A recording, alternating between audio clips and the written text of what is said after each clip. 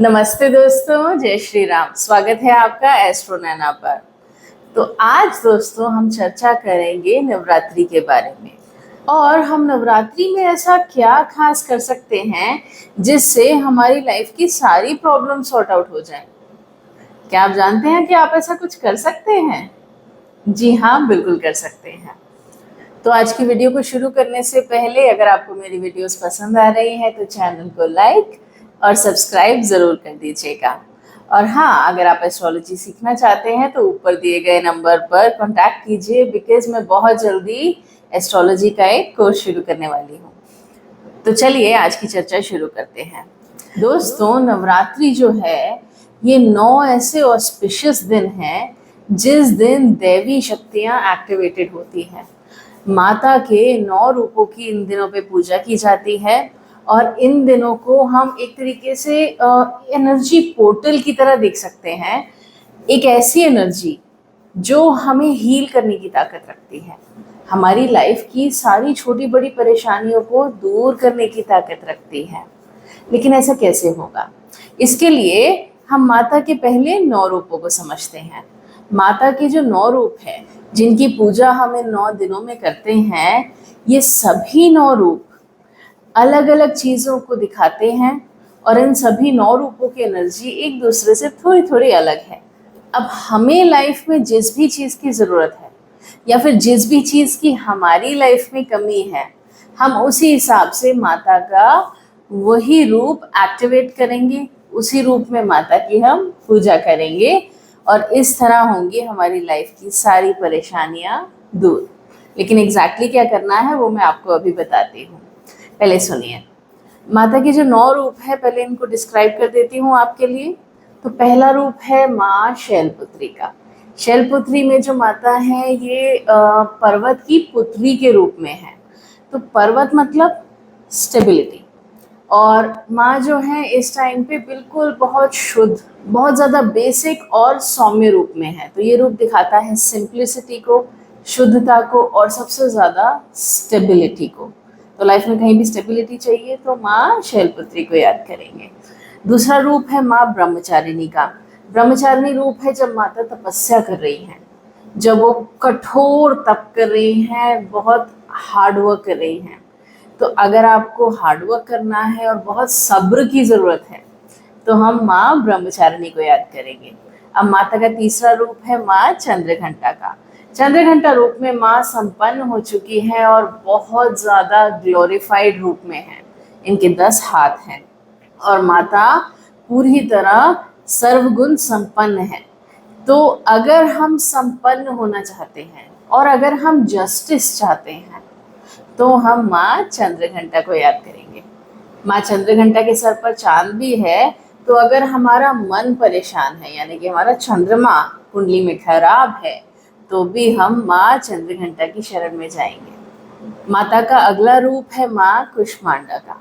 कुष्मांडा रूप में माता जो है अपनी स्माइल से इस संसार की उत्पत्ति कर रही है। तो ये जो है क्रिएशन वाला रूप है। तो हमें कोई नए क्रिएटिव आइडियाज़ चाहिए, अगर जो है क्रिएटिव ब्लॉकेज हो गई है माइंड में, तो हम माता की कुष्मांडा रूप में पूजा करेंगे। अब नेक्स्ट रूप में माँ है स्कंद माता के रूप में। स्कंद माता रूप में माता बहुत ज़्यादा मैटरनल दिख रही हैं, बहुत ज़्यादा प्रेममयी और बहुत ज़्यादा प्रोटेक्टिव दिख रही हैं। तो अगर हमें प्रोटेक्शन चाहिए या फिर हमें बच्चों से रिलेटेड कोई समस्या आ रही है, चाहे वो आपके बच्चे छोटे हैं या कंसेप्शन नहीं हो रही है, तो ऐसे में आप जो है स्कंद माता रूप में माता की पूजा करेंगे। साथ ही साथ अगर बच्चों में नरिशमेंट की कमी है या फिर आप बच्चों को प्रोटेक्ट करना चाहते हैं तो भी आप स्कंद माता रूप में माँ की पूजा कर सकते हैं। अगला जो रूप है ये है माँ कात्यायनी का।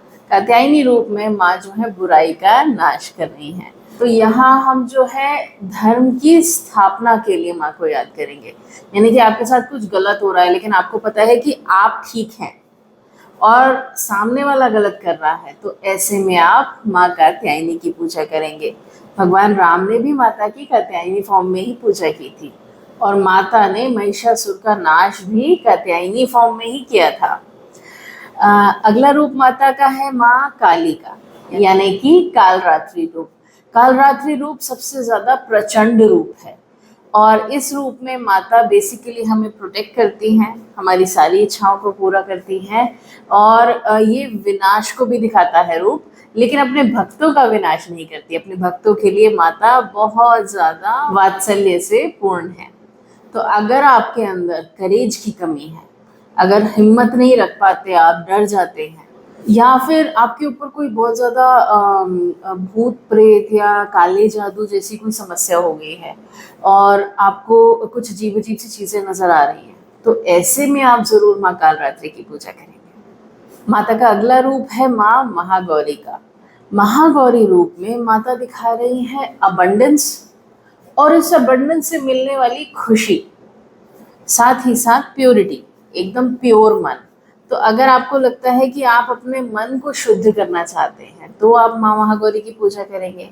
और साथ में लेट्स से अगर आप बिजनेस कर रहे हैं और आपको चाहिए कि आपको अबंडेंस आए और उससे आपको खुशी भी मिले, जरूरी नहीं है जब पैसा आए तो उससे खुशी भी मिले, तो आप चाहते हैं कि आपके पैसे से आपको खुशी मिले, तो वहाँ आप माँ महागौरी को याद करेंगे।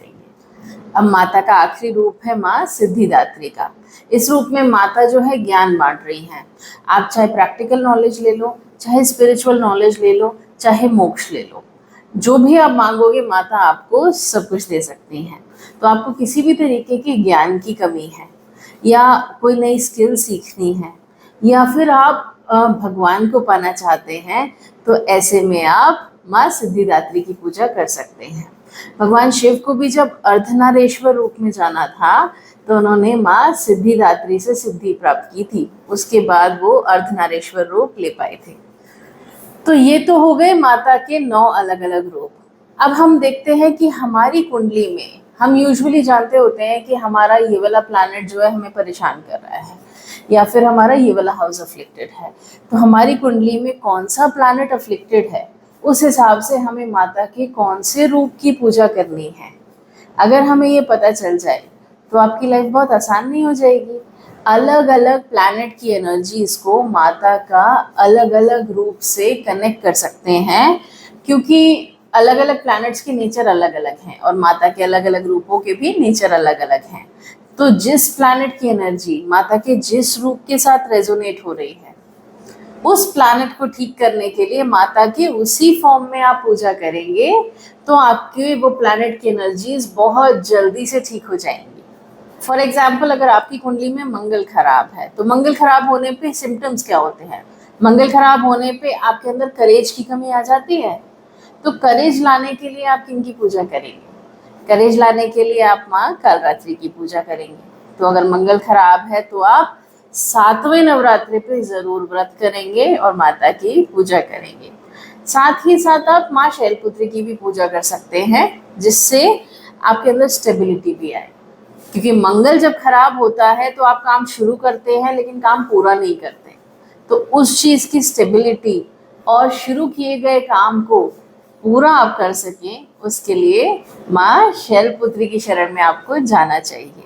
तो जिन लोगों की भी कुंडली में मंगल नीच का है या किसी भी तरीके से बहुत अफ्लिक्टेड है, वो पहले और 7वें नवरात्रि को व्रत करें और माता की कालरात्रि और शैलपुत्री रूप में अवश्य पूजा करें।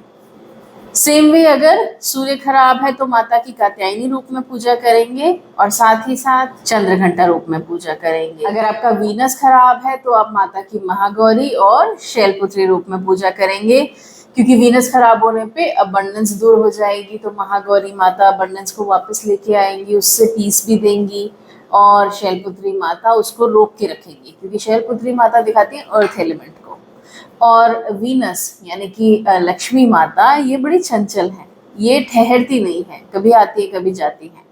तो लक्ष्मी को ठहरवाने के लिए माँ का हम शैलपुत्री रूप में पूजा करेंगे ताकि उसमें अर्थ एलिमेंट आए, ताकि वो ठहर जाए।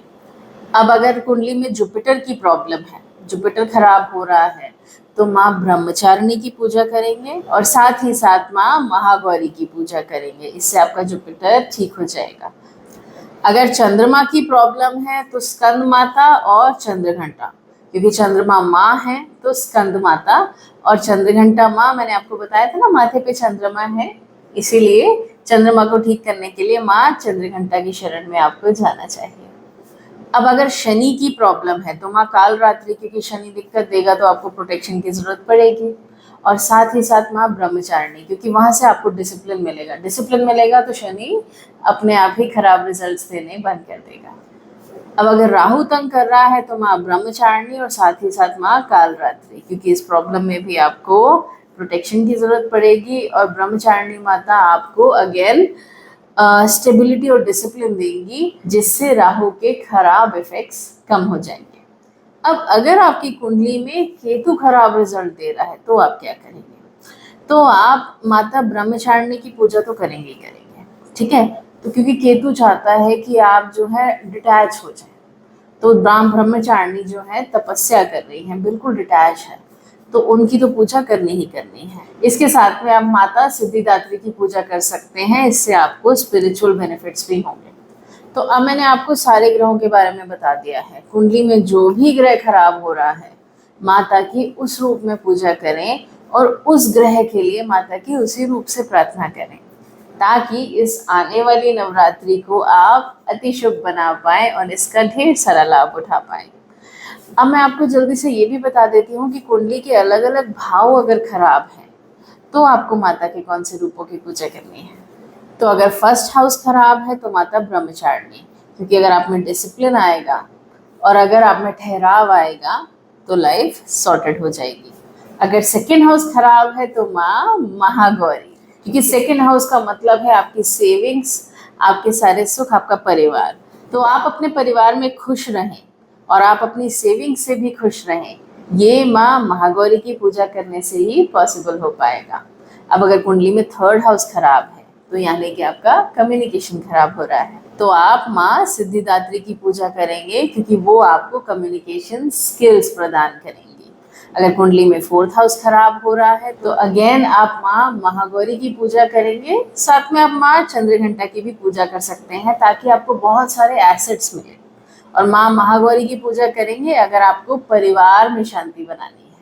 अगर कुंडली का फिफ्थ हाउस खराब है तो माँ कुष्मांडा की पूजा करेंगे, क्योंकि फिफ्थ हाउस बच्चों को भी दिखाता है और क्रिएटिविटी को भी दिखाता है, और नई क्रिएशन माँ कुष्मांडा ही कर सकती है, चाहे वो क्रिएशन नए आइडिया की हो या चाहे वो क्रिएशन ह्यूमन लाइफ की हो। अगर कुंडली का छठा भाव खराब है, दुश्मन परेशान कर रहे हैं, तो आप माँ चंद्रघंटा की पूजा करेंगे, क्योंकि जस्टिस माँ चंद्रघंटा ही दिला सकती हैं। कुंडली का सेवेंथ हाउस खराब है तो माँ कात्यायनी की पूजा करेंगे। भगवान राम ने भी माँ कात्यायनी की पूजा की थी, क्योंकि उनको अपनी वाइफ सीता से मिलना था।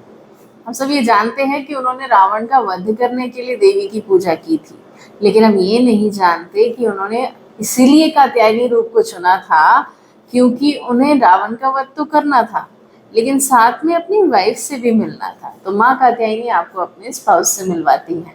तो जिनकी भी लाइफ में मैरिज रिलेटेड इश्यूज चल रहे हैं, वो माँ कात्यायनी की पूजा बहुत अच्छे से करेंगे। अब कुंडली का आठवां भाव खराब है तो माँ कालरात्रि की पूजा करेंगे, क्योंकि ऐसे अंधेरे वाले चीज़ों में या फिर ऐसी रहस्यमयी चीज़ों में माँ कालरात्रि ही आपकी मदद कर सकती है। नाइन्थ हाउस खराब है तो आप माँ स्कंद माता की पूजा करेंगे, क्योंकि वो आपको डिवाइन प्रोटेक्शन देगी। जैसे वो अपने बच्चे को प्रोटेक्ट कर रही है, ऐसे ही आपको भी प्रोटेक्ट करेगी। आपका लक आपका साथ देगा। कुंडली का 10th हाउस खराब है तो माँ कात्यायनी की पूजा करेंगे फिर से, क्योंकि माँ कात्यायनी एक्शन को भी दिखाती है। महिषासुर को मारा, एक्शन। रावण को मारने में मदद की, एक्शन। सो माँ कात्यायनी 10th हाउस। साथ में जिन लोगों को 10th हाउस के अफ्लिक्शन की वजह से प्रॉब्लम कुछ इस तरीके की आ रही है कि बार बार करियर चेंज हो रहा है, बार बार जॉब बदल रही है, तो आप माँ शैलपुत्री की पूजा करेंगे, क्योंकि वहां आपको स्टेबिलिटी की जरूरत पड़ेगी। अब कुंडली का अगर आपका 11वां भाव खराब है तो आप माँ महागौरी की पूजा करेंगे, क्योंकि आपको गेन्स तो चाहिए, लेकिन उन गेन्स से आपको खुशी भी मिले, ये बहुत इम्पोर्टेंट है। तो इसलिए माँ महागौरी।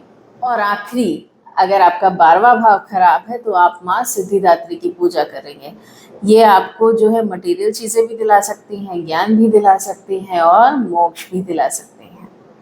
तो ये था रहस्य देवी के 9 अलग अलग रूपों का और इन रूपों की एनर्जी का।